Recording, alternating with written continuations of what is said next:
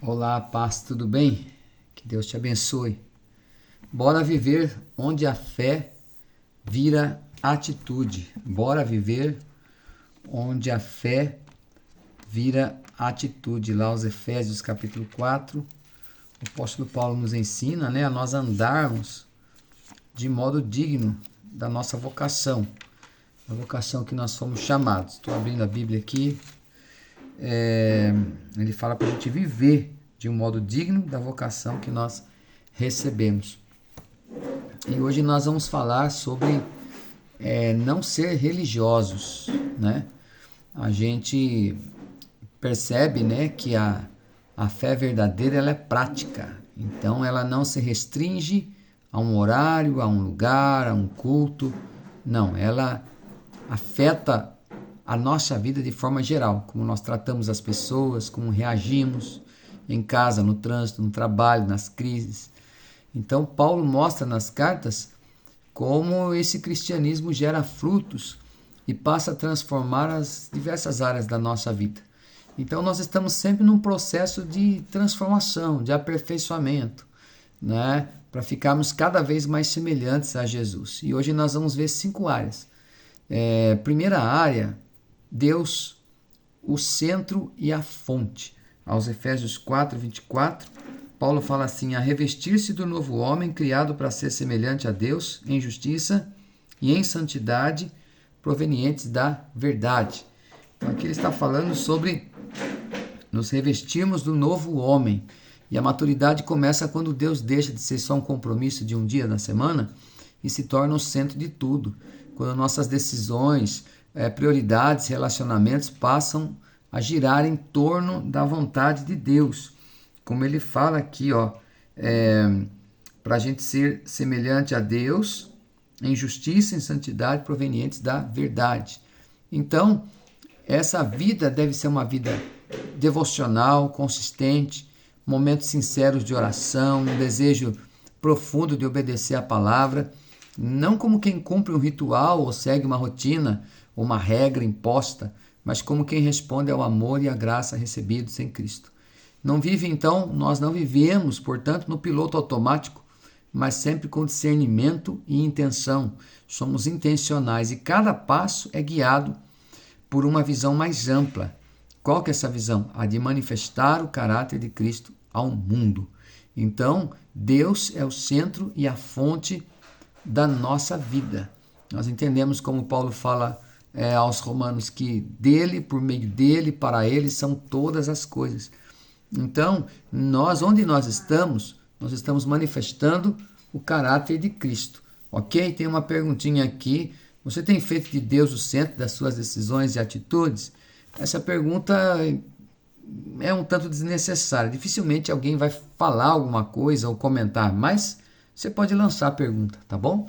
É importante que o boletim de hoje ou dessa semana ele deve ser resumido. Se você for entrar em detalhes, você não vai conseguir terminar ele dentro da reunião da célula, tá bom? Então, você lança o assunto, ouve um pouco e já volta no segundo ponto. O segundo ponto é casamento, a fé nos papéis conjugais. Então, o nosso caráter, a nossa vida é transformada, a fé vira atitude no casamento, onde a fé se manifesta nos papéis conjugais. Paulo fala, aos Efésios 5, 22, que o homem deve amar, a mulher deve sujeitar-se ao seu marido como ao Senhor. E tal. Aí ele fala que o marido é a cabeça da mulher, como Cristo é para com a igreja. E depois ele fala aqui que a mulher deve ser sujeita. E o marido deve amar a sua mulher, como Cristo amou a igreja e entregou-se por ela. Então, o verdadeiro caráter é revelado dentro de casa, tá bom? Não é na rua onde estão fotografando a gente, ou vendo como que a gente ouve ou fala, mas é dentro de casa mesmo. Aquilo que a gente nós somos dentro de casa, Então, quando a fé é real, ela transforma o modo como nós lidamos com o marido, com a esposa. E deixamos de buscar nossos direitos e passamos a praticar entrega, perdão, compromisso, Entrega, perdão e compromisso. Então a fé ativa leva o marido a assumir sua responsabilidade espiritual, emocional e prática, com sacrifício e amor. A Bíblia diz que o marido deve amar a sua mulher como Cristo amou a sua igreja. E a esposa expressa a sua fé com respeito, apoio, confiança, contribuindo com sabedoria e força. Quando o marido e a esposa vivem como imitadores de Cristo, o lar se torna um testemunho vivo da graça. O casamento é abençoado, os filhos crescem naquela atmosfera maravilhosa. Então, pequenos gestos como ouvir com paciência, servir sem esperar retorno e orar juntos ganham valor eterno. Então, você pode até anotar aí, olha, esses pequenos gestos são importantíssimos aí, tá bom? Fica uma sugestão aí para você, a ouvir com paciência, servir sem esperar retorno, orar juntos, né? Então, você tem assumido o papel dado por você, a Deus por você, dentro do seu casamento? Ou está disputando o papel do seu cônjuge? Às vezes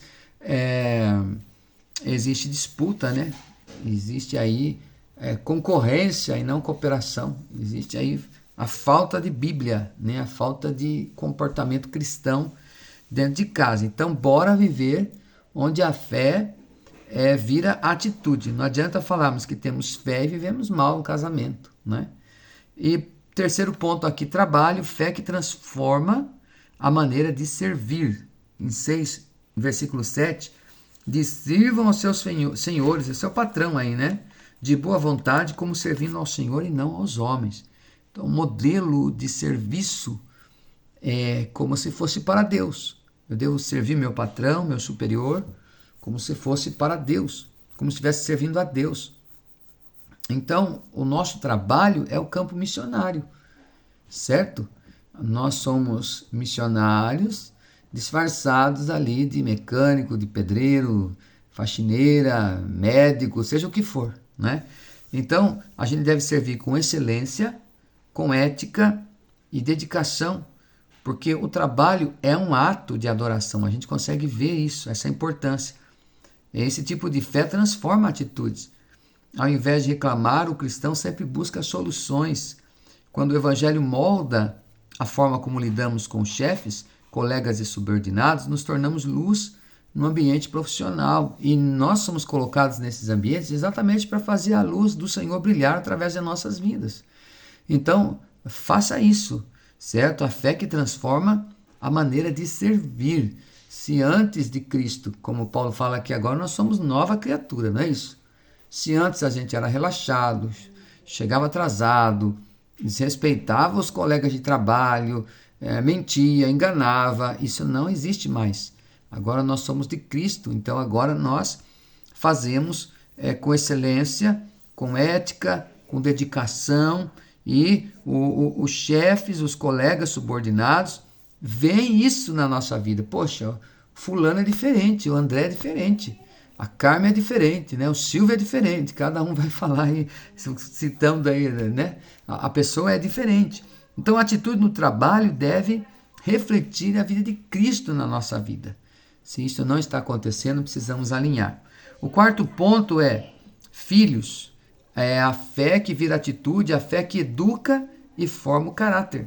Pais maduros compreendem que não é só comprar presentes para os filhos, dar comida boa. Claro que precisa fazer isso. Claro que precisa vestir bem os nossos filhos. É claro que sim, que tem que comprar um brinquedo. Mas não é só isso não. É necessário formar o caráter, conduzir o coração da criança aos caminhos do Senhor. E isso vai exigir trabalho, né? Tempo, paciência, exemplo, constância, são qualidades aí necessárias, virtudes de um pai, de uma mãe temente a Deus, que tem a fé na prática, né? Então, educar não é controlar, mas é discipular, certo? Então, a fé prática aparece no equilíbrio entre firmeza e afeto. Então, tem momentos que os pais têm que ser firmes com seus filhos, mas também tem momentos que eles têm que ser afetuosos, né? Carinhosos, elogiar, encorajar, certo? Tem que ter esse equilíbrio, não pode ter só uma coisa. Tem que ter as duas, o equilíbrio aí, tá bom? A instrução do Senhor não pode ser transmitida com gritos, né? Mas com mansidão, coerência, encorajamento. Filhos não precisam de pais perfeitos, mas pais que estejam presentes, que saibam reconhecer os erros, pedir perdão e recomeçar. Então, nós pais, quando podemos errar e temos que pedir perdão para os nossos filhos. Eles precisam ver que nós temos o temor de Deus no nosso coração. Por isso nós queremos viver em paz com eles e, claro, em paz com Deus. Então eles crescem entendendo que a fé é real, viva e capaz de transformar. Então, não porque aprenderam isso num culto infantil lá na igreja, mas porque dentro de casa eles viram os pais uma fé que virou atitude. Então, presta atenção, não é a igreja que vai educar espiritualmente seus filhos, é você mesmo, pai, mãe. A responsabilidade é nossa, tá bom? Como você pode se tornar o seu lar mais intencional espiritualmente? Você pode orar com seus filhos, contar histórias bíblicas, né? Brincar, usar algum jogo que remete aí a bons comportamentos, assistir um filme com ele, mostrar o que está certo, o que está errado dentro do filme, né? Mostrar as mensagens subliminares que às vezes os filhos não conseguem perceber. Enfim, aí vai a resposta de cada pessoa aí, tá bom? E por último aqui, a igreja, a fé que vira atitude, a fé que se envolve no corpo. 4:16, versículo 16 de Efésios 4 vai dizer: aproveitando ao máximo cada oportunidade, porque os dias... Não, desculpe, 4:16, estou lendo o capítulo 5. Vamos voltar aqui, 4:16. Vai dizer assim: dele todo o corpo ajustado e unido pelo auxílio de todas as juntas cresce e edifica-se a si mesmo em amor, na medida em que cada parte realiza a sua função. Semana passada já falamos sobre isso, né? Passado ou retrasado. Então, o cristão maduro entende que a igreja é uma família. Portanto, serve, edifica e se permite ser edificado. É por isso que tem a célula. A célula é uma pequena família, claro. É a igreja, é uma parte da família do corpo de Cristo reunida numa casa.